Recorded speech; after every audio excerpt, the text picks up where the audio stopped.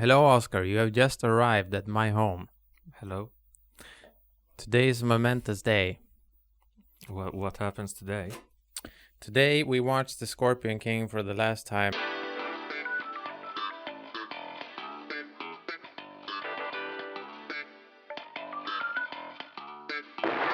Take a seat, please. Oh, yeah. We're gonna watch The Scorpion King and do a live commentary track. So this is some sort of short intro. This is the Sting of Time. We are also not being visually recorded. I was wondering I was thinking, where's the camera? And I didn't know where to look. Yes. But there is no camera. There is no camera because this is supposed to be watched in conjunction with the movie. Funnily enough, the most logical solution to watch the movie and also record this turns out to be watching it on VHS. I love VHS. So I have a button I can press, which will instigate the last viewing of The Scorpion King, possibly ever. Hopefully ever. Yes. I suppose us doing this will probably instigate further viewings of The Scorpion King, but not from us, so that doesn't matter. We have set up some ground rules here for this live commentary track. We are presumably the most knowledgeable people in the world at this point about The Scorpion King, but we have set up a rule which is, as much as it might pain us, we are not allowed to speak on. I remember. We're not allowed to say stuff like, "Can you believe this is the last time we're watching X? The last time we're seeing this or that? Wow!" Like we just have a normal watch. Yes, you'll have to. Or well, let's. I think it's gonna be an emotional watch in some way, but only normal emotions. Yes, only normal emotions, and the emotions will, I think, be implied. Yes. I'm gonna count us down. Please do. 3, 2, 1, start. And also maybe some audio for us, but not too much, for we wish to not have the audio bleed into everyone's podcasting experience. How do you feel about the Universal logo? We haven't really talked about the Universal logo too much, but we share, I think, an impending sense of dread and doom every time it shows up. Yes. Even when it shows up in movies that are not The Scorpion King, it's harsh. Yes, it has been somewhat diminished. Here we have the not Vikings, the Mesopotatoes. Are they all Mesopotatoes, or is just this guy Mesopotato? Yeah, he is Mesopotato of the not Vikings, I guess. Exactly. As often has been described and talked about on the podcast, this is all this stuff in the beginning of the movie was shot after they are added on top of the movie. Something that we didn't learn officially until we watched I think Chuck Russell's commentary, but something that we could absolutely believe after having learned said fact. Yes, because it feels very disconnected from the rest of the movie, both obviously, like plot wise, but also it feels like it's from another movie. Yeah, it is incredibly funny to consider, because spoilers, that is Matthias' brother who is crucified currently, and this entire sequence is an introduction to Matthias, who we see here, The Rock, Dwayne, and his capabilities as a warrior. I guess they're somewhat embellished here, I think, in comparison to the rest of the movie. Yeah, maybe, because we've talked a lot about how, Dwayne isn't really a great warrior in the movie. No. He mostly gets, clowned on by everyone, and except for the bases, the Mook guards, and how the only way he can really win is if he uses, some kind of trick or advantage. But in a straight up fight, he just seems outclassed all the time. And then it seems like in this segment, it seems like it's way more about Dwayne just, mauling everyone. It's just, very knocking down bodies left and right. Physicality first. Yeah. But that's sort of the one of the points of this sequence, I would say. I think you could look at it and think, oh, just, the movie needs more action. But I think in terms of some sort of narrative structure, I think that's the half of the importance of this. The other half is interesting. We're gonna get a mess of potato shot here, straight into the mouth. But the other part is, spoilers: Matthias' brother here is going to die in the movie. Yes. And if we didn't have this, you'd have even less of him. That's a very good point. I'm not sure we touched on that a lot, because if you had removed this opening sequence, which like originally was not part of the movie, and of course scripts change over time and all that, but like de facto filmed after the rest of the stuff is completed. If you didn't have that, you would have no idea who his brother Jessup is. Like even that they were really brothers. Here we got the we're gonna Memnon is gonna turn black here. Yeah. Or have we already missed? No, we haven't missed it, right? It's here. There we go. The blackening of Memnon. You were saying? I was saying something about how...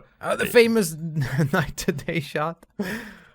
I was saying something about how Jessup is not a character. Day to night. And he's even less of a character if you remove the only vague characterization he gets in the movie, which is not a lot. Yes. He isn't even in the opening that much, but no. It's almost like the only screen time he gets is the scene he dies, more or less, which is sort of... Okay, we're going to have to point out some stuff here, I think. Yeah. For the people who are not in the know. We're going to have an upcoming character here, who we got Farron, of course, and Takmet. King Farron. But we're going to have the No Mortal Man, who I think we're going to have to have a few seconds of silence for. He is important. I think important lore-wise for the movie and for our viewings. So they're talking about how they're going to defeat Memnon.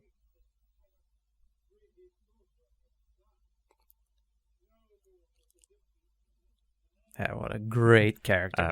Great character. I feel like, this is one of the true highlights of the film, where like this line delivery and this character. Yeah. One of the true, that sticks with you. Yeah, he's a very animated face as well. Sadly, the actor is dead. I forget his name.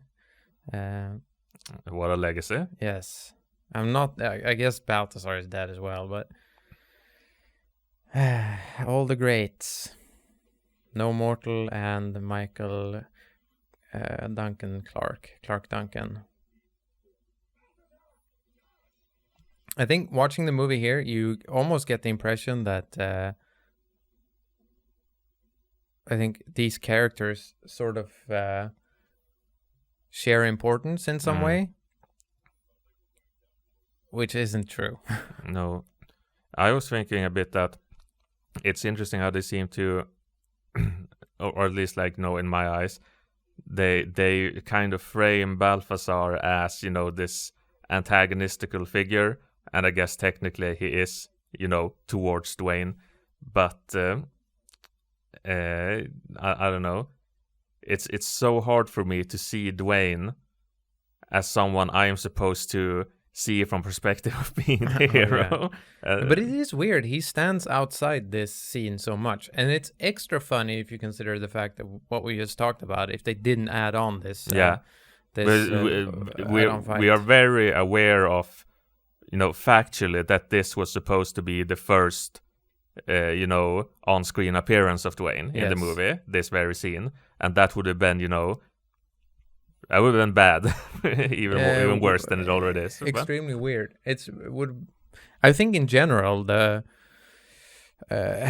way they introduce this brewing rivalry, I guess, or antagonistic relationship between Balthazar and Dwayne is extremely poor. Yeah, it feels like really forced, or I don't know. Well, why is it gonna be like this? Campbells are smarter. Yeah, I think it's. I guess I would be mad if someone threw a weapon at me as well, but I think it's so obvious that Matthias isn't attacking Balthazar in the beginning. And then Balthazar straight up tries to kill him. Yeah, well, if only. Yeah, famous shots here where you can see the stars appear and disappear between shots here in the background sky. Just like in real life, sometimes there are stars, sometimes now they're gone. They are not. There they are. Fucking run. You gotta go fast. Yeah. So if you haven't been paying attention, Matthias and his brother and their friend have been hired to kill Memnon, who we saw in the beginning get blacker, to kill his sorcerer. Yes. And here we have the introduction of a interesting character who, over the course of this project, has developed a lot, I would say, in comparison to other characters. The characters is, of course, Armpit, real name unknown, who is being tortured. Yeah, by allegedly. people who he's calling fat. Yes. For no reason. People who are getting called fat, mistakenly. Yeah. I think all these people are straight-sized. I will not dignify that with even a cursory glance. I wonder, where did we rank the fat one last time? I don't remember. I don't put such things to memory. Yeah, there he is. Yeah, he fell over because he was so fat. It's funny because the guy who isn't the fat one is absolutely fatter than the fat one. While he is fatter, but he would still not classify as he's fat. Not fat, But maybe it's because Armpit is hanging upside down. He can't see fat properly, or like everything seems fatter if you. They do say that, don't they? That upside down, the world becomes fatter. Yeah, like if you were looking at someone who had a pear-shaped body, and you look at them upside down, they would just become super ripped. Yes. Instead. Wait, what? Famous scene upcoming here. The ambush and the leap. Yeah, this leap is truly, a leap out of a leap off the groundedness of the movie. It is interesting. The leap there is when you watch this movie for the first time and you sort of just look at it chronologically. Matthias's physical feats here with the leap sort of coincide with the added-on footage from the beginning, but he doesn't really keep up with this. He's not a Matrix character. Well, he does survive some pretty amazing falls. Oh yeah, that's true. That's true. And also, there is certainly at least one, but I don't grander leap than this one. Is there? Oh well, assisted leap, I guess. Between buildings. I guess that's a way to look at it. An assisted leap. Who's this? God, what is that? A mysterious practitioner. Oh, it's Kelly Who. Kelly Who? I can't believe. You know my name. I can't believe she knew his name and that he's been betrayed. Could this be some kind of magic at work? That's a very, this is some very specific Sting knowledge, I guess, rather than the movie. But that point where he shoots the guard coming in is extremely, I think it might be the first pain point of the movie, like real pain point, because it's generally where we get the first, what if he just killed her? What if she has died? Yeah, it's interesting you put it that way, because I feel like that might also be one of the first points in the movies where you're like, we're watching the movie again. There's so much left of the movie, because best character in the movie, Thorak. Yes, acknowledged, factually crowned best character in the movie. Followed by the Memnon, the second best character in the movie, I think. Would you say this makes this one of the best scenes in the movie? I don't know. Thorak and Memnon do share lots of scenes, and they do share scenes without Dwayne, which I would say make them better. We just talked over Memnon's weird BDSM claim. He wants to be taught how to bear great pain. I'm not laughing at that. I'm laughing at something else that listeners of this commentary track won't know. No, so perhaps we should move on. Oh, he betrayed his father. I can't believe his father has been betrayed all the way to his head. This one still lives. Yeah, one of our favorite characters also, I'd say. Yes. There are a couple of, I'll say, famous and infamous guard characters in the movie from the perspective of a 51 times viewer. This one still lives. Definitely on the famous part of the spectra. It is interesting when we watch this movie, watch the British dude's voiceover commentary, which we heavily despised. Maybe a moment of silence for this. Anyway, they mentioned how he's overacting so much here. When he's tied up. And it's funny, it's one of the first things we talked about when we watched it for the first time as well. Yes. Which is extra funny because Chuck Russell... Yeah, I was going to say that. Just strokes the big tree so much about... Dwayne is such a beast. We could barely hold him back. He was about to tear the entire studio down. And it's like, okay. Yeah, which immediately makes you think of, the Hercules thing where he just passed out a bunch because... I don't want to think about that. That's I don't know. To me, that's a good thing. It's like Dwayne is stopping himself. Here, and I always like this part where Thorak just knocks him out without being ordered to do so. Yes. It's interesting you did not note the spin cut there. I'm over the spin cut. Oh, we are. The spin cut is early Sting lore. That's ancient history. Yes, okay. We'll move on from that. Yes. This scene famously supposed to have vultures in it. But the vultures tried to attack Dwayne's head the second they let them go. So they went in for the kill. Can only be commended for such initiative. Yes. Kind of brave of the vultures as well, considering they usually go for dead things. Maybe they smelled Dwayne's career in 2023. Famous guard here, Yak Pisser. Ah, yes. A yak pisser who drinks yak piss and also pisses yak piss, as we have. It's all yak, it's all piss. Armpit already poofed off. Hard to understand. A pretty fast piss. Yes. All things. I don't think we really noted on that. But in this universe, you can sort of instantly teleport out of the ground. So I guess you should be able to instantly teleport your piss as well. Yeah. Unzip.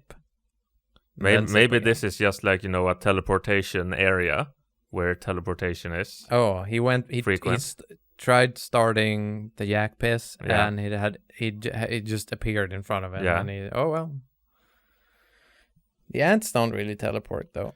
No. I've heard these are real ants. Yes. But I can't remember who said it, but whoever said it is probably wrong about a lot of things. Yes, but they probably have some slam and energy drink deals.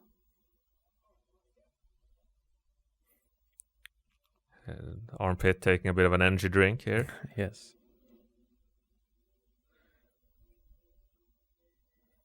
I think the movie does a pretty poor representation of the fire and the stopping of the ants. Yeah.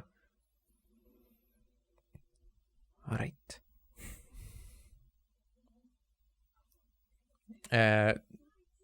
Dwayne has now promised Armpit that if he was saved from death, Dwayne would allow him to accompany him on his adventures and also share in all the spoils of said adventures. Important point. Yes. Which I'm sure will be amicably resolved for Armpit. Duly rewarded for his heroic deeds. Already he is being rewarded with not being allowed on a camel. Yes, but I suppose you could argue that the camel is not part of the spoils of this adventure. Is this a famous scene? I think so. There's going to be lots of teleporting of things and people. Yes. You could say this is the teleportation chamber. Yes. Because first, as we see here, it teleports the perspective of the viewer out of the chamber into the rebel camp wilds, where we see one of the least noteworthy characters in the entire movie, Queen Isis. That's that.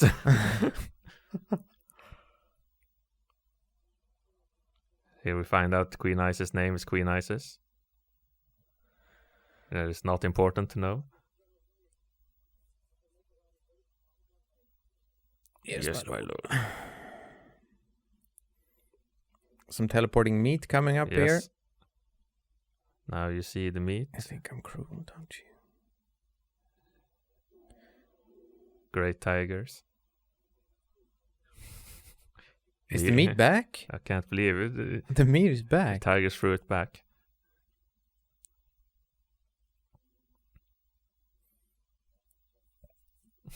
You can sort of try to keep track of where the characters are spatially in this scene. Oh, pretty far away from each other. Wow, here. It's so far away. I was just like, suddenly, hello. Now I'm here. It would be so great if we just teleported back. Yeah, back, exactly. On the throne.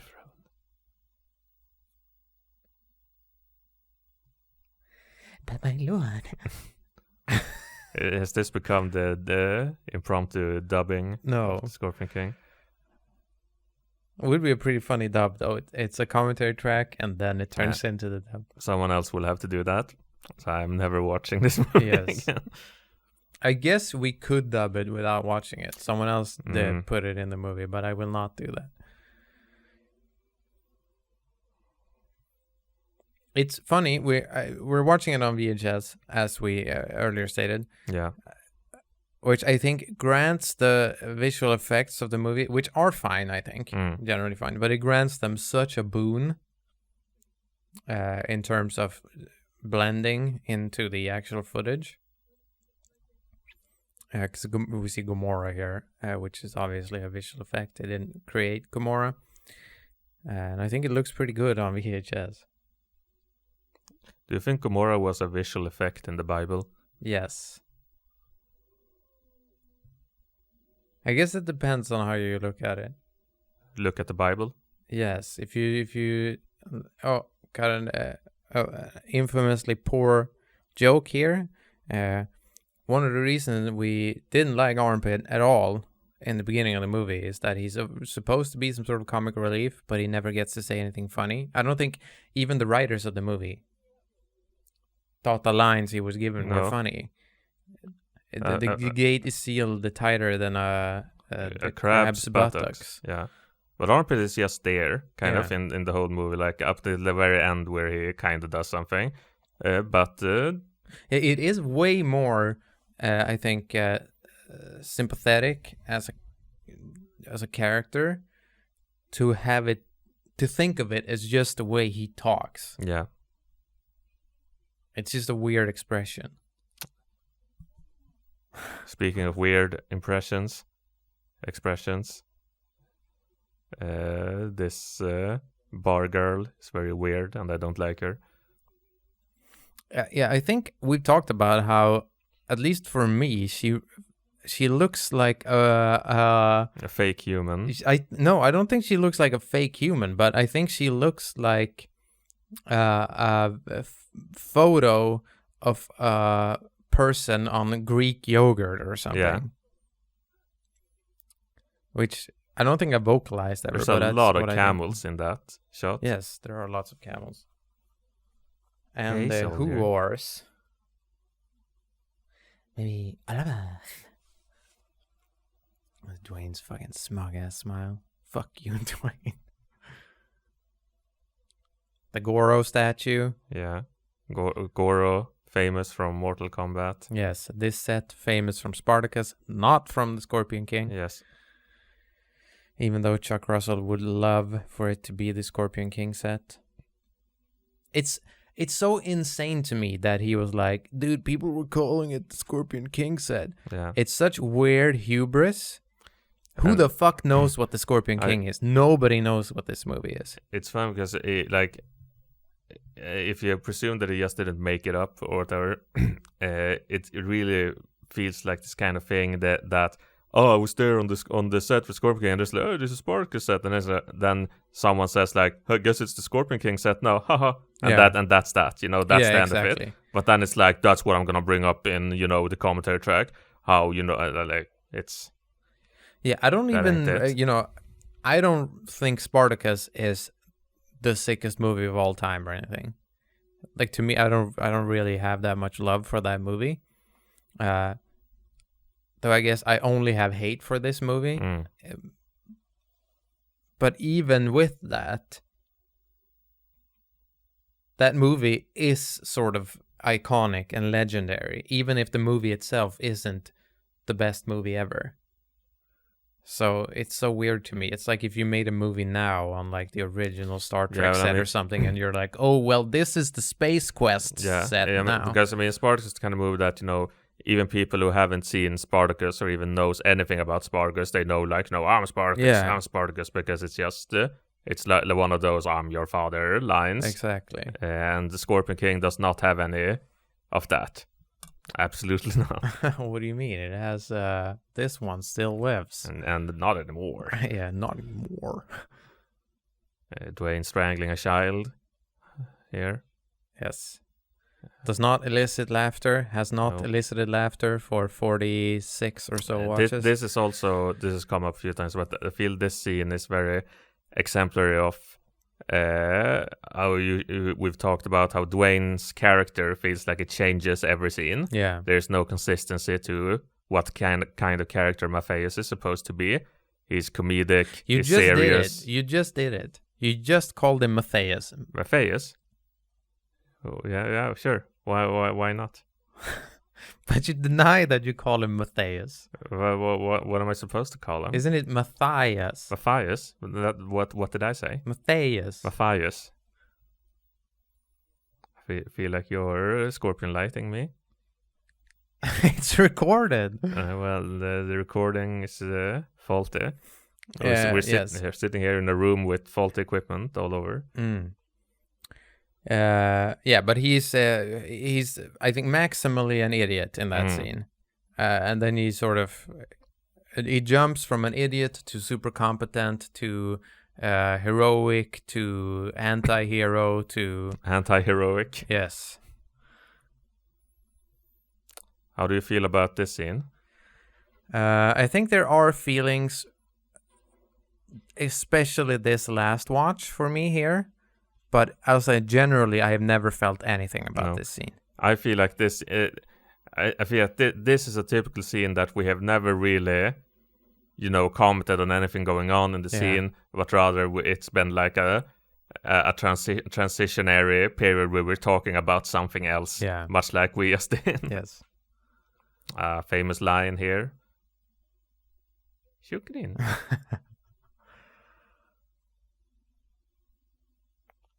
Yeah, so this is the part where Matthias could just win the movie. Yeah. And he has so long. It's such a large period of time for him to win the movie. Okay, start counting. Matthias could have won now. Okay, from now. Start counting. Decides not to win. Keeps deciding not to win. Maybe he's not playing to win. Could still win at this point. Okay, but... Okay, now he starts thinking. Yeah, but it's fun, especially there when they bring out Tutu. If he had shot Memnon right there, I think they would have kind of forgotten about Tutu, exactly. and he would easily have gotten away. Okay, keeps deciding not to win. Okay, there are people in the way. Yeah, now it's starting to be, like, now you had so many chances that you... And now I think you could think about it. Yeah. This is the part where you could think about it. Also, what's the decision here? Someone's gonna chop the hand of a kid. Do you kill the guy? No, you shoot the axe. Yeah. Must be so much fucking harder as well. Yeah. I would love it if he just missed. That would be great.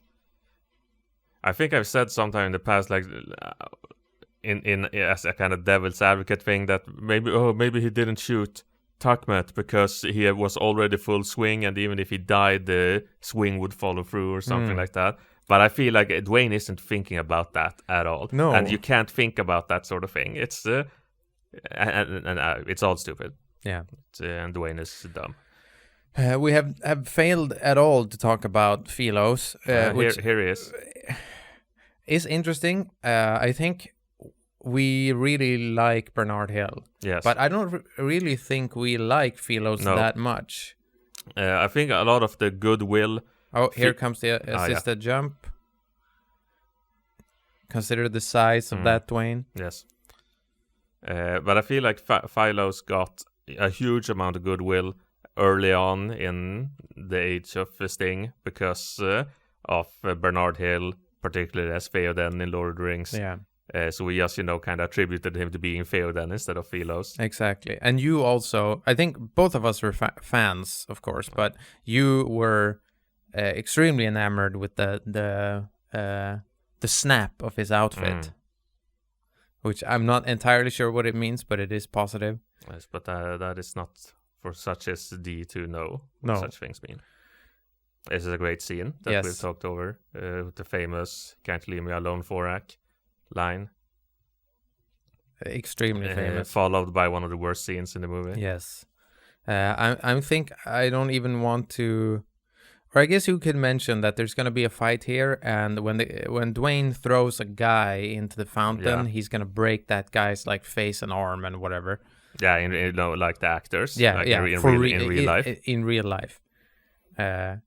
In which Dwayne later got annoyed because he gave that guy a watch after breaking his entire body. Yeah. And then he got annoyed that the rest of the stunt crew were like... trying to break their bodies so they could get watches also. Which I just think means that he kept breaking people's bodies and then didn't give them watches. Exactly, and that's really fucked up. I feel like that's a miss, Dwayne. Yes. Speaking of giving people watches and shit, I learned the other day that Keanu Reeves, because I know that he gave away a bunch of money and stuff for the Matrix. Yeah, but I didn't know that he did for the first one, and that he gave like 70% of his earnings to leukemia research or something. What a great dude, and what a fucking horrible dude Dwayne is. Yes. Okay, consider the fact that Thorak was like 8 stairs up. And count...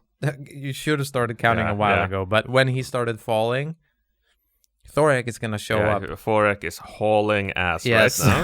Hauling ass. Moving at speeds beyond mortal can. Yes. Maybe they have a slide or something. Yeah. We haven't really like a fireman. That. Yeah, exactly. Pole. Yeah, exactly.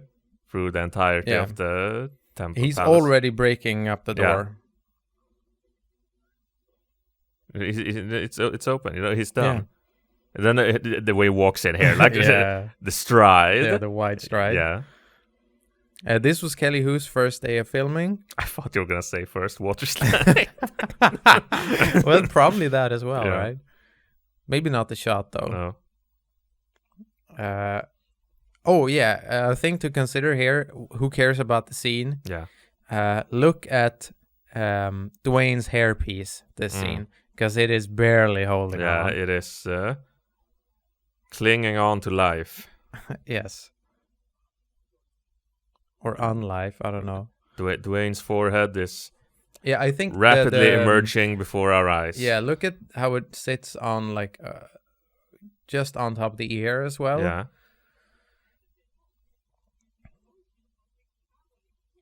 I think wasn't Scorpion King also sort of one of the reasons cited for why he didn't want to wear a balding hairpiece for Black Adam? Probably, well, for Black Adam, maybe, specifically.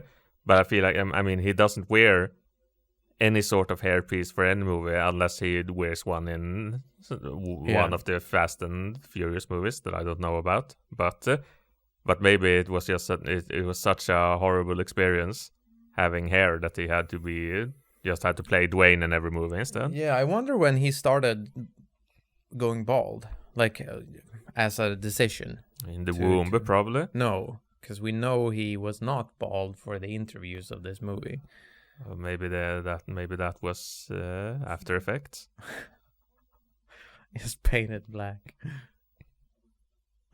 Oh yeah, got some famous lines from Dwayne here about necrophilic rape. I guess necrophiliac endeavors of questionable character. And here we go. Here it comes.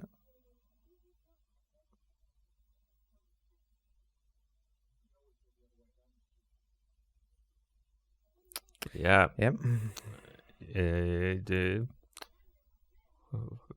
Well roared, as we say in Sweden.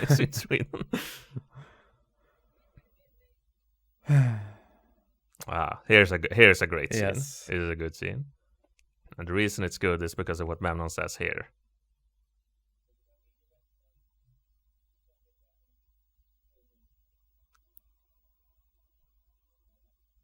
Which is funny if you consider the perspective of him talking to the Scorpion. Yes, he's not talking to Fork, he's talking to the Scorpions in the bowls. Yes. He's going to send 12 of his best Scorpions. Stephen Brand famously pretty proud of himself for handling live Scorpions, which I think, great job, Stephen Brand. You very are good.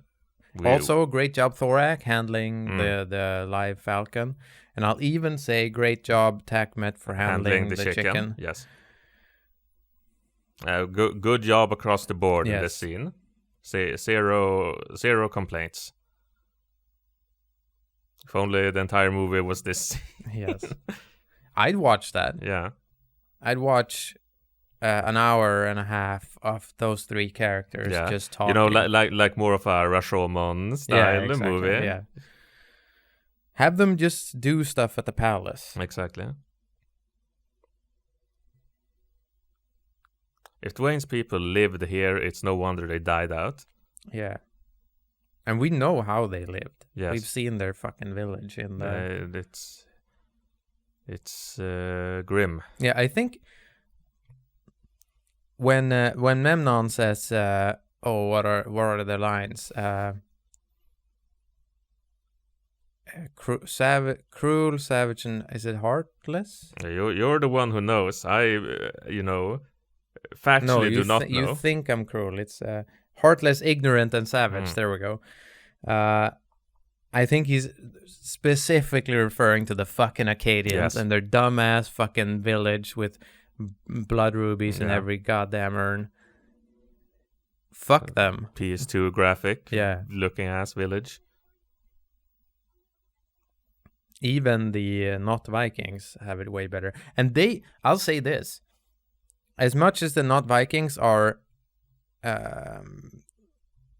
painted as being sort of cruel, consider the fact that the Acadians are fucking assassins. They probably tried to assassinate they weren't there for fun. They weren't there taking a stroll in the woods. They were obviously there, to kill them or to kill some of their leaders or something like that. And I think the not Vikings have a great communal energy. Yeah, they seem to be having a great time. Yeah. Unlike the Arcadian village. They really didn't have any great times at all. No. Just tried to the beat up fucking movie Dwayne. starts with them beating each other up. Yeah. Shitheads. Dwayne arguing with the camel. Yes. Also, here's some tech. Ah, yes. There's some Dwayne tech. It's like Wayne tech in Batman. Yes. But the Elon Musk of the past. Yeah, and this also shows you Matthias' great fucking plan. Yeah. He's gonna kidnap the sorceress, and then he assumes that Memnon is just gonna show up. It's an unfathomably poor thought process. Like, I can't understand what he's thinking. But maybe he doesn't understand like what a king is. Yeah. Because the Arcadians are only 3 guys. He thinks maybe the entirety of Memnon's kingdom is 3 guys as well. Yeah, exactly. And the sorceress is one of them. Yeah. So it's just Thorax or sorceress. Thorax and Memnon were gonna show. Exactly. And if Memnon had showed here, Matthias would have just died. Yes, Memnon would have just killed him. Yeah, he would have nuked his ass. So it's kind of sad. Yeah, what could have been, once more. Yes. Lots of speculation has been going on in the land since we started watching the movie. What is a Durana is presumably a coin, maybe? Yes. But what is the worth of a Durana? Yeah, what's the denomination? Or is the kid in the beginning? Or is that 1 Durana, 10 Durana, exactly. 1,000 Durana? Yes. No? How many Duranas are there to 1 blood ruby? Yes. Etc. Because he gives 1 blood ruby to the kid. A lot of... And the entirety of King Pharaoh's treasury is 20 blood rubies. There are a lot of mysteries concerning currency. Yes. In this movie. Yeah. We also used to clown on the 3D effect of the sandstorm, but then we watched The Mummy 2. Yes, and then we all was forgiven. Yes. I love the sandstorm now. The Darude. Darude. Darude Bolt. Yeah. Famous cave scene coming up here. Thorak ominously gazing into the cave opening, sending his brave men to scout it. Yes. I'm going to mention something from the first watch here, in that we used to talk about one thing we liked about the watch. And the first time we watched this movie, I remember enjoying this part the most. Oh, really? Ah, yes. This guy jumps in. Second guy goes down. It's pretty good. Yeah, it is pretty good. Stay on the stones. The movie basically becomes like a Looney Tunes episode inside this cave. Yeah, reality exits anytime you enter this cave. Yes. I guess that's the sign hanging on top. It's like the Divine Comedy. Yeah. All ye who enter this cave, forget about keeping it real. Oh, I'm gonna keep it so real. Brave assault on the sand here. Do you remember the body count total for Dwayne in this movie? No. I feel like it's 56 or 57. And I remember us having a lengthy debate about, because I think you landed on the higher number. Mm-hmm. And there is some debate still, I suppose, in the lands when it comes to indirect slayings. Yes. Because I feel like I recall bringing up a hypothetical to you about if I killed... I think it's the sand guys. I think the sand guys. So it's probably 55 and 57. Is Dwayne directly responsible for murdering the sand guys? Yeah, and that along with, like off-screen deaths like people being pulled under the sand. Oh yeah, those we definitely counted those. Yeah. Did we completely glossed over the shadow scene? Yes, but I'm over it. Yeah, we're over it. I don't care. Yeah, we have talked about it with every guest on like maybe 20 or 30% of every episode. So. You know, like for all the people who just skipped to the last episode of this project, looking for what kind of insight we have after the entire thing. Joke's on you. You're gonna have to go back and watch the entire thing to hear our true thoughts. Yeah, extremely shad move here from Thorak. Yes. And he's dying here. Yeah, Thorak knows I'll be dead in like 5 seconds. But what is your life compared to the oath of your king? Absolutely. And Matthias fucking cheats his ass off again, or else he would have died here. Yes. He would have fucking drawn the duel. Truly, the victory was Thorak's.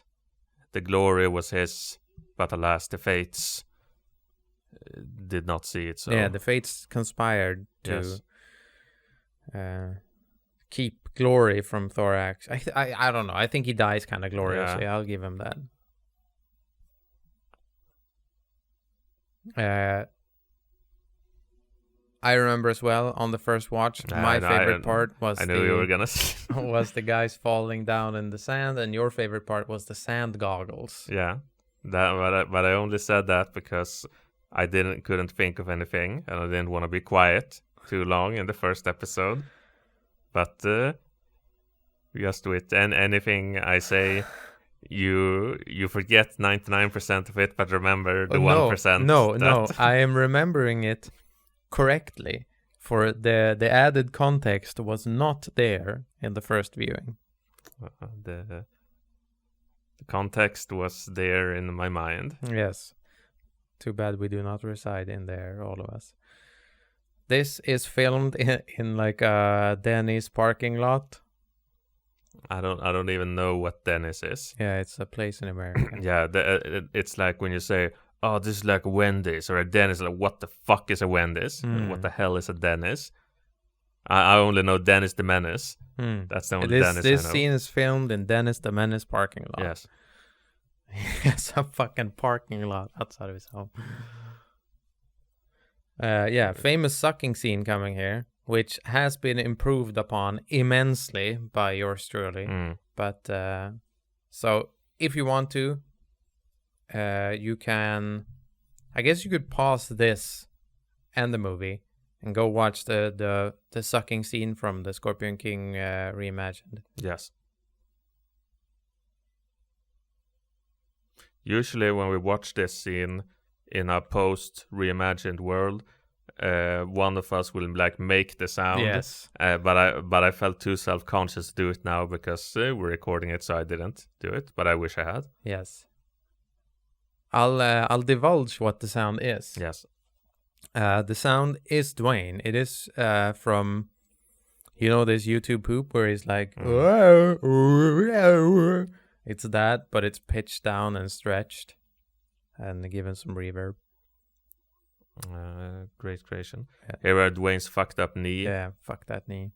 Dwayne looks like a sausage, except not appealing in any way. Yes.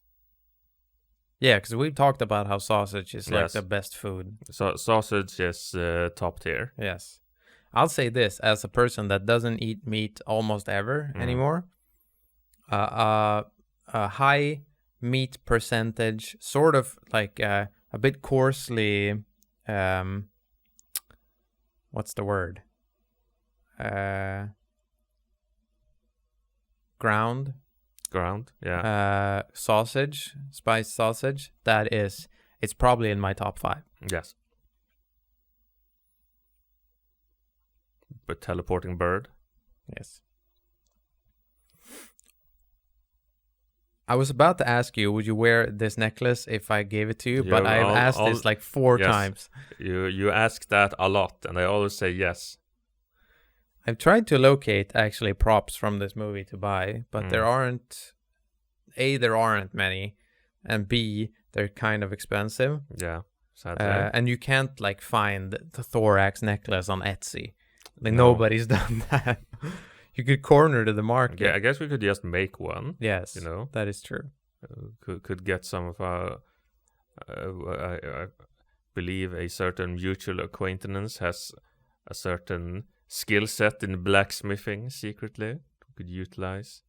What? Maybe not. Who? You know, a certain barbarous fellow has a certain passion for blacksmithing. What? I didn't know that. Maybe you don't know that. No, I didn't know that. But I don't know if blacksmithing is equal to jewel crafting. It's certainly not in certain MMOs. No, it's not. Oh, we have a great. Well, this is a great point to imagine that the Philos just died. It exploded. But he's gonna do a little bit of a jig here that people tend to miss when they watch it.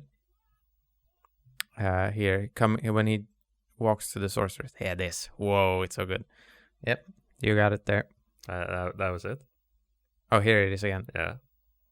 There and back again. Yes. The jig. They are so incredibly fucking, especially the sorceress, is so weirdly, overtly happy. Yes.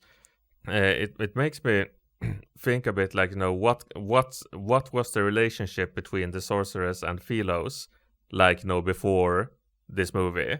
Yeah. Like in the events before the movie, because they seem to be like, oh, my lady sorceress, oh, you're so great, and so on. But it's like, I really get the impression I think he's just nice. Yeah. Because the sorceress is, pardon my French, she's a bit of a dumb cunt, I'll say. And sort of an evil dumb cunt. Yes. In any reasonable viewing, reading of the movie, she's the worst. Yes. And Philos is at least value neutral, I'd say. No, I'll say he's a bit bad. Yeah, I was gonna say that Philos is a bit, I've mentioned this at some point, like, I don't really like how Philos like, oh, he just wants to use my inventions for war. By the way, I'm inventing explosives. Yeah, he just makes weapons and then he gets mad that they get used as weapons. I invented a catapult. As a means of transport. Which is like, that line reading, you could see it as he wants to make weapons, but he can't, reason with that. He can't, he's struggling with the fact that he just makes weapons. It sounds like a cope to me. Well, the other version of that, the flip side of that, is that he's so fucking dumb that he makes a catapult as a means of transportation, which is like, what? Here we are, since a while now, we're in the rebel camp. Yeah. Balthazar being seething over Dwayne's presence. Yeah. Being shooed out. Oh yeah. You're Isis. Gonna the viewer here, pay attention to the Dwayne line that comes here.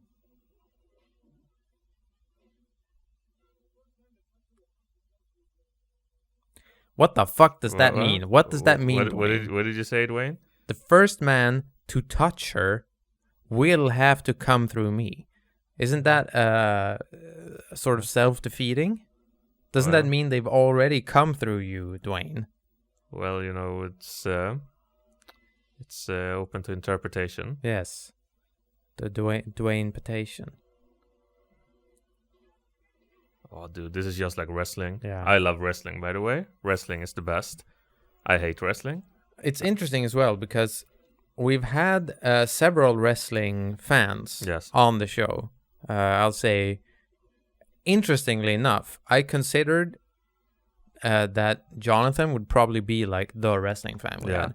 But then it just turns out that every American and British person just grew up on wrestling for some fucking reason. And we've had pretty differing opinions on if this is a wrestling-esque fight. Yeah, and I think that's weird because it obviously is a wrestling-esque fight in my opinion. But of course, I say that as a passionate disliker of wrestling. I feel like Jonathan did not consider it very wrestling-esque, and Proxicon as well. But then we had Redline, of course, who I think was very wrestling astute. This is also the part where Dwayne knocked Michael Clark Duncan out. Yeah, I think it's this particular part, these elbowings. Which was, of course, blamed entirely on Michael and not on Dwayne. Yes. Here comes the worst dialogue in the movie. Yeah. I don't know. I have to think on that. I think bad, it's the worst. I don't know. It's hard for me to hate it that much when it's Michael in it as well, because Michael, I think, always delivers. Yeah. Well, I'll be specific that this part here, when he says "Memnon, stop at nothing," I hate this line. He's just repeating what Balthazar already said, but now he gets to say it. A very Dwayne-like characteristic, actually. Should we divulge? I don't think we've ever talked about on the podcast the sounds like no in that case. the joke of we have mentioned it, but I don't think we've ever divulged the actual meaning of Memnon spreading across the land. Feel free to divulge that if you can find the words to properly. Well, the spreading is what is it? Is a sort of seeding. Explain it thoroughly so everybody understands why it's so funny. Well, it would be spreading from Memnon's person. Okay. Across the land. So it's and he would be becoming swifter. Yes. And more deadly. The spread. Here it is. Here it is. Yeah, exactly. This spread would be unequaled. Yes. Yeah. And it would be across the land. Yeah. Saturation would be complete. Yes. Great angle here. Yes. That's especially good with considering, Here he comes. Yeah.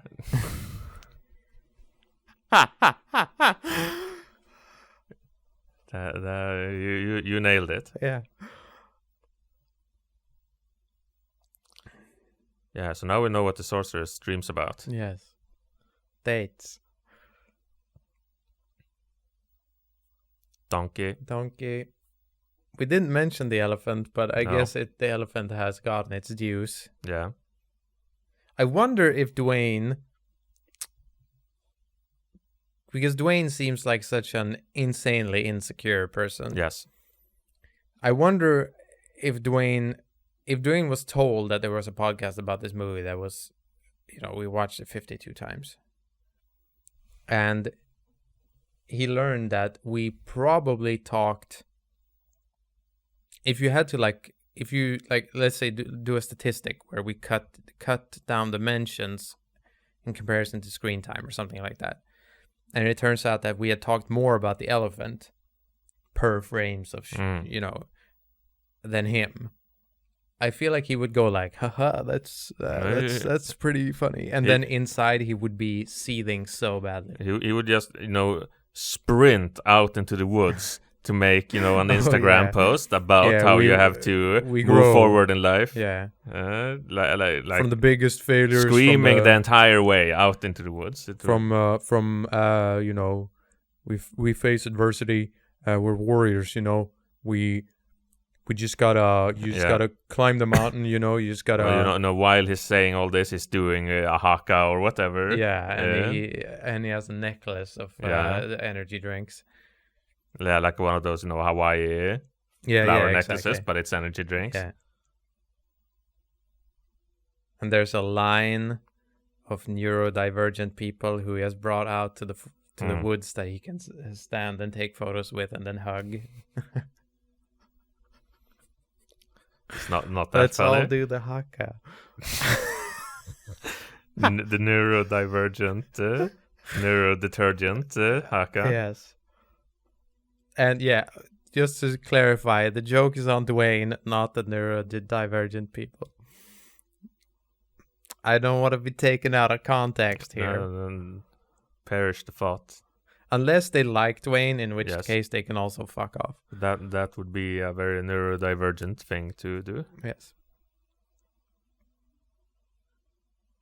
It's so funny. I was just like, I need your help, and the camel is like, I'm not moving an inch. Exactly. I'm stand my ground, and she's like, oh, I get ready. It's like, no, bitch, get off. This is like peak sausage body going on. And I feel like we have to read like not a good sausage kind of way, because very American sausage. Yeah, because we've talked at length about how good sausage is, and then if we say that Dwayne's body looks like a sausage, that might be misinterpreted. Yeah, Dwayne's body looks like shit. Yeah, he looks like a boiled hot dog. Yeah, exactly. A bad hot dog that's been boiled. Where are you going with my horse? He's pretty fucked up if he steals a horse. Yeah. Could have asked. Could have asked the horse. It's fucking ISIS. Mind your business, ISIS. Queen Isis is just, creeping into every scene in this movie. It's like, oh, you guys talking? I want to talk too. What's going on here, huh? Oh, okay.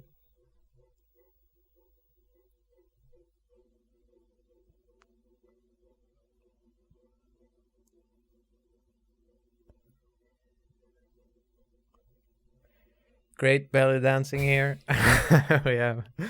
I think they're credited as a team, as a group of dancers. Yeah, it would be fucked up if only one of them was credited. Yeah, but I think they have like a name as a. I know the name of the drummers. They are a team. Yeah, what are they called? They're called Taiko something. I think taiko is the drum they're drumming on. Yeah, but they are called that. The taikonauts. Yeah. Bow behind.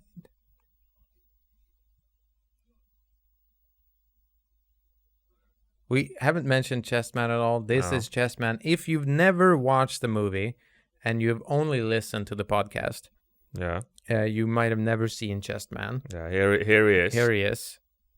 And this is not. We've already had a scene where he's talked shit to Memnon. Yeah, but we were busy. Yeah, and I don't know. I think at this point we are not even like actively against Chessman. He's just sort of left the periphery. Yeah. Though it will be good to see him die one last time. Yes. Questioning son of a bitch. It looks like her head is on fire here. Yeah. If only. I think I would only watch this movie again if it was, like a special cut of the movie where everyone is just on fire all the time. Mm. We never did watch it upside down as well. Well, you flip the television.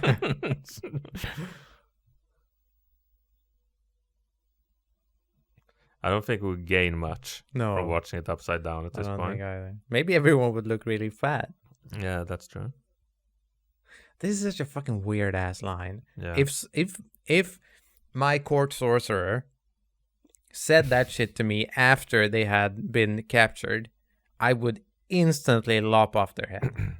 I thought you said my court sorcerer, like some kind of Todd McFarlane character's name. If my court sorcerer said that shit. Yeah. Then that would be bad. This is E Honda. Yeah, there is. Famous from Street Fighter. This is I've said this not that often, but like it's such a video game guard reaction. Yeah. The way he's like, "What was that noise?" Slowly walks over. That's obviously David Hayter, right? Yeah. David Hayter wrote that shit. Fresh. David Hayter is fresh off of Metal Gear Solid. Yeah. Basically, it's it's been like 2 years maybe. So he's like, I know what to do here. Kojima, Well, what's his name? Kojima. Oh yes, Kojima. Yeah, what is his name? Kojima. No, his name is Hideo Kojima. Oh yeah. My favorite video game developer. I keep imagining when he's gonna whistle here that he would just completely fuck up the whistle. There is a cut of the movie where... I think there are several cuts of the movie where the whistling has changed into something else. Absolutely, but I think in one of the cuts of the movie, I was about to say in one it's good, but I think that's too much of a jab at you. But I'll say in one of the movies it is expressly that he sort of does something weird which you can construe as a fuck up. Yeah. I can't even remember what it is in Evil Beware. Just in Evil Beware, it's Deckard Cain. Oh, okay. Every whistle is Deckard Cain. Yeah. Which I think is hard to see as a fuck up. No. Seal the gates. Seal all the gates. Seal some of the gates. Seal spotted. That was the easy part. There are things in this movie, because this is before a time before the pyramids. But considering that this movie has to take place inside the Mummy timeline, it is not pre-Egypt. No. And we do have Egyptian stuff in this movie. There is a statue of Anubis. There are obelisks out there. But in the Mummy 2, I wonder if it's Cairo he's attacking, because Dwayne becomes an evil supervillain in between these movies, completely inexplicably. Or I guess considering the fact that we keep harping on... certainly not a hero. Yeah, we keep harping on the fact that he's so different every scene, so him turning into overtly turning into an evil supervillain is maybe on brand. I wish the movie was over. It is soon.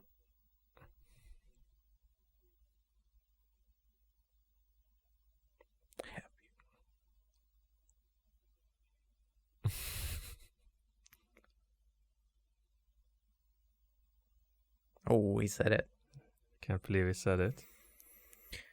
I don't. To me, this scene has, or I should say, everything that transpires within the throne room pre-fight has been a source of strength almost, because it's so Memnon at his Memnonius. Yeah. Most Memnonius. And I have also completely stopped caring about how fucking dumb this game is. Yes.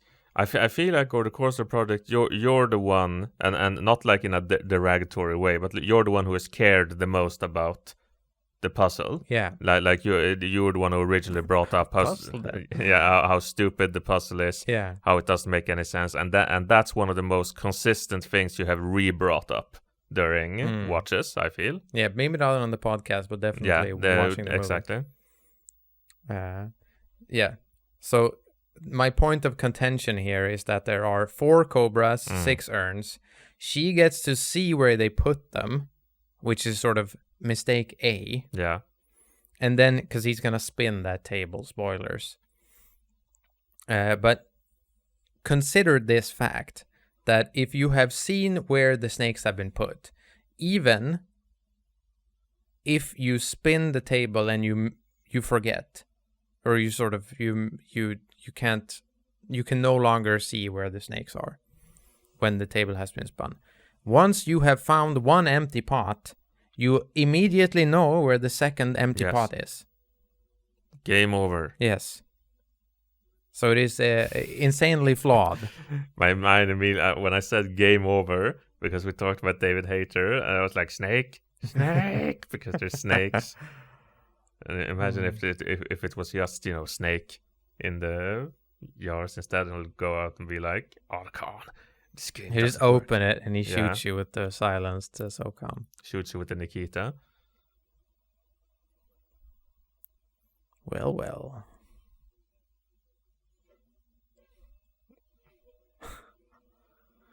Yeah. I think it's hard to talk about the fight scenes at all, because they all are at worst they're a bit shoddy, and at best they are serviceable. So it's sort of this shitty middle ground where nothing of note ever happens in the fight scenes. Okay, here we go. She gets to see the fucking spin as well. It's so insane. Memnon is... I'll criticize Memnon here. I was gonna say, this is, nobody is perfect in this world. Everyone has, flaws. And it's important, even if you admire someone, it's teleporting Memnon. Even if you can see a lot of good qualities of a person, whatever, his teleporting is distracting me too much. Okay, so she sticks her hand in. What? And it comes out clean. Fucked up to destroy perfectly serviceable pot. Yeah, especially a pot that is... What was just on the screen for people not watching on a VHS recorder? It was the reflector. Yeah, the light reflector. I'm sorry, I have nothing else to say about it. Whatever. You could, a thing of note here, every time Balthazar fights, he does the same move with the sword. He blocks, and then he strikes them in the stomach with a two-handed blow. That's the move. Yep. But that used to be, I'd say, I think it started as a criticism towards Michael Clark Duncan from us, sort of a funny criticism. And then it became a point of endearment. And then we learned that Michael had never, ever done any physical, acting at all. No fight scenes, no nothing before this movie. And it's, I think he does a great job in this movie. The snake, however. Is not doing a good job. The snake... should have stayed in the pot.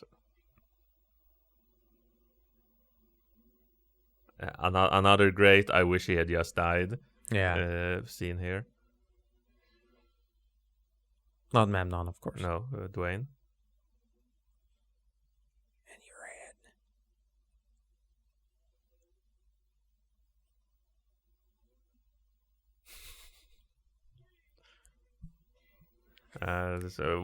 Once a... I'll break the rule here. Okay. That used to be your favorite. Yes. Favorite line in the entire movie.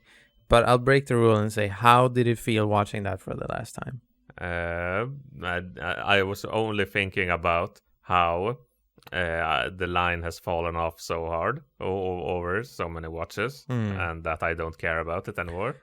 So similarly to, belly dancing, I was only thinking about what you would say about it. Yeah.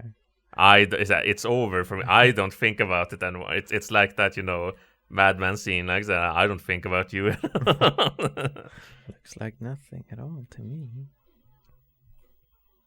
Queen Isis fighting a million guards. Queen Isis almost loses versus a fucking mook. I feel like the way they shot her fight scene here was it's like it was shot in the way that would be the most forgettable, like not notice that this scene is even going on. She's the actress is some sort of Olympic athlete. I can't remember what. Maybe she's like a swimmer or something. No. I think she was like a runner, maybe. Underwater runner? Yes, maybe. Underwater runner. Could you stop the leg thing? No. You must. You must stop. My leg is unstoppable. Then I shall pause the movie. This, I think, is also possibly a point of criticism for Memnon in terms of his decision making. No, you mean setting his own palace on fire for no discernible advantage? Yes. At all. Though it does lead to a pretty good line.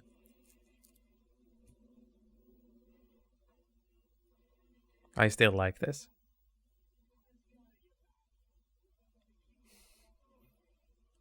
It's okay. Yes. A mysterious flying guard. One thing I find very endearing about Memnon is that he switches from super smug to super hateful at very much a moment's notice. which I think is very human. And Stephen Brand is well, it is human to me. Stephen Brand is a great actor as well. So what a guy. I'd like to shake his hand. Stephen Brand, I notice you are very good at switching between completely, hateful and endearing. Very human of you. Put it in. Who are you? Yeah, and it's that's nobody has seen this, so this is only for you, my friend. The image of him in the swimming pool. I'm there when he gets up from the swimming pool. Stephen Brand. It's like the opening scene of Dark Knight Rises. It's like Stephen Brand. Yeah, exactly. I live in your pool, and I think you're very human. Yes. You remind me of myself, Stephen. Dwayne running into the fire, sadly not to incinerate himself. No. Here the sorceress. One, hit her head. Two, hit her head. Three times. He goes for the stomach. He went for the stomach. The stomach is the most important part of the human body. I think it's up there. Yeah. I don't know if I'll put it at 1, but it is for sure up there. At least like 1.5. Yeah. Maybe lungs and then stomach. We could probably live without lungs. You can't live without food. Yes, you can. You can get intravenous. Look, I'm the scientist here. Why? Famous flaming swords. Which did singe The Rock's eyebrows. Yes, and they had to pause filming for like 6 months or whatever for it to regrow. He had to drink a lot of energy drinks. Energy milk. Energy drinks with milk. You're not allowed to say things like that when I'm in the room. Sorry. You can write that in the Discord somewhere. Oh, okay, I got you. There it is. I can't believe. Look how hard Memnon is clowning Matthias here as well. Like the factual proof that Memnon is like 5 billion times the fighter Dwayne is. But he's the villain, so he has to. No, I get beat up now. Why didn't I kill him? Which is funny, because he gets beat up here. Great stunt from Stephen Brand. And he instantly gets up, and he just fucks him up. Yeah. It was like, I have given thee courtesy enough. Now I shall kill you. Fucking owned. Yes. Here comes Oscar Isaac. There is. Not credited for this movie, weirdly enough. Oscar Isaac, famous from... Moon Knight. Yes, Moon Knight. And Dunk. But mostly Moon Knight, of course. And the insane 3D work for that series.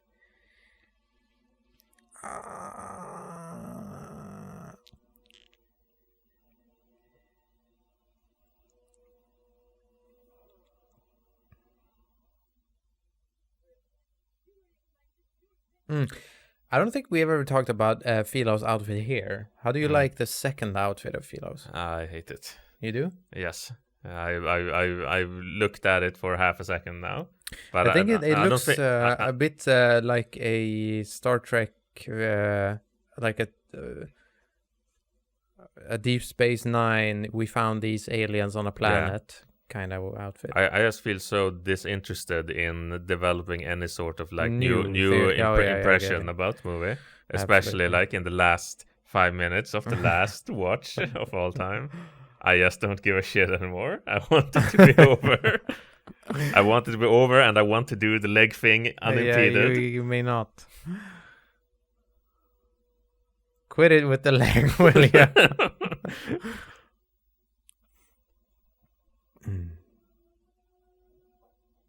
It was so funny if you see the bowstring kind of touch the fruit bowl, it would just arm a fruit in the bow, and they would shoot himself with the fruit and die.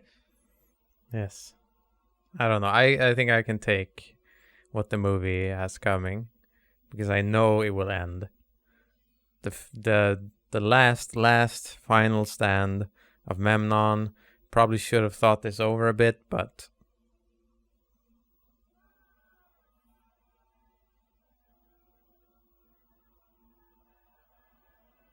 would be really funny if you had. If I edited it. Yeah, if you had made a VHS. VHS tape of the edit. Yes.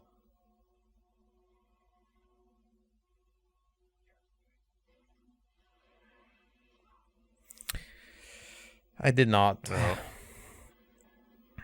I actually, one of the reasons I decided for us to watch it on VHS is so I couldn't fuck with the movie. Because it felt a bit disingenuous. Yeah, it's like, no, I have the leg thing. You have to fuck with the movie thing. No more Goro. No. No more Memnon. It's interesting how they're standing with the shields, like ready. Like what awful scene. Awful ass scene. Do you remember what the granny porn, the title of the granny porn was? No. Famously not put that to memory. I think it's the scorpion who stung me. The arrow who flung me. Yes. Off the palace. Off the balcony. I guess it's not about, or it's, I don't know. Fucking weak ass. They should have just went, kill him, and that guy should have went, I want to be king. It would be so funny if Dwayne just like died from infection from those wounds. Mm. Like right now, he would die. Yes. Less ragdoll. Yeah, people didn't really have, a strong immune response. System. I'm not doing like leave me alone. I will not leave you alone.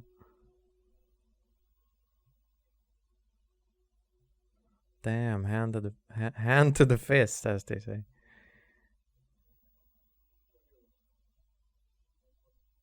So fucked up. Let Balthasar go, you shithead. I feel like this is, you meet someone you really don't want to talk to that in the store. Yeah. It's like, oh, hello.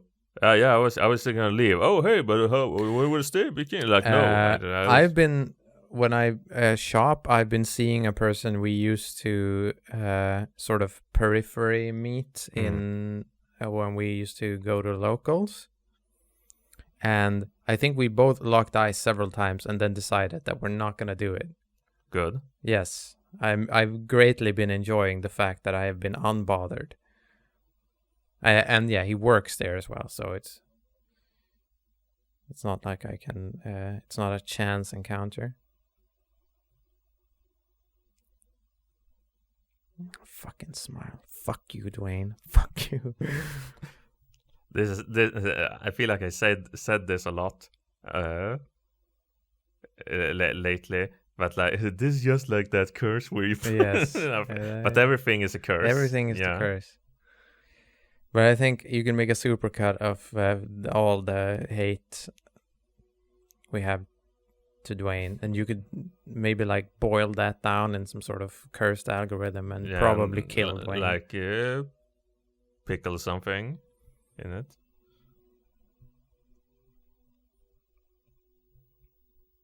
Credits. Dude, Chuck Russell directed the movie. We've just watched The Scorpion King for the 52nd and last time. You have been with us if you... obviously this entire episode, but if you've been with us from the start, then I will say I'll feel your pain on it. If you haven't, I won't. No. You can never understand me. Maybe you can understand Oscar. I don't know. How do you feel about that? I feel ununderstandable. Yes. Do you have anything to add? No. I wish to detract, if anything. Movie bad. Project over. Final thoughts. Hopefully I will never do anything remotely similar to this ever again.